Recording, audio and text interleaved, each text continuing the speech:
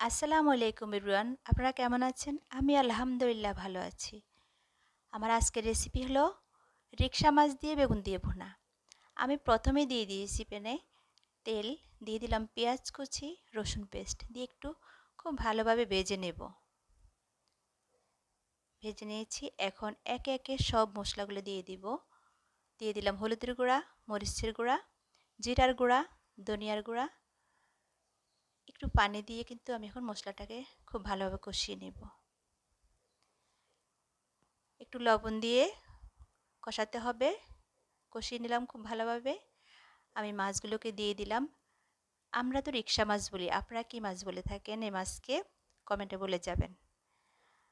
বেগুনটা আমি দিয়ে দিলাম একসাথে, কারণ বেগুনও কিন্তু নরম সবজি, মাছটাও কিন্তু নরম মাছ, এগুলো তাই একসাথেই একটু কষিয়ে নেব ঢাকনা দিয়ে। এখন কোনো পানি ইউজ করব না, কারণ বেগুন থেকে কিন্তু পানি বের হবে, ওই পানি থেকে কষানো হয়ে যাবে। একটু ঢাকনা দিয়ে কষিয়ে নেব মাছটাকে।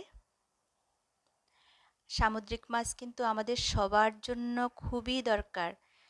সামুদ্রিক মাছ কিন্তু খাওয়া সবারই উচিত, খুবই ভালো এটা শরীরের জন্য। আমি এখানে ঝোল দিয়ে দিলাম। ঝোল কিন্তু খুব বেশি দিব না, কারণ আমি এই ভুনাটা শুকনা শুকনা করব, একটু মানে মাখা মাখা ঝোল রাখবো জাস্ট।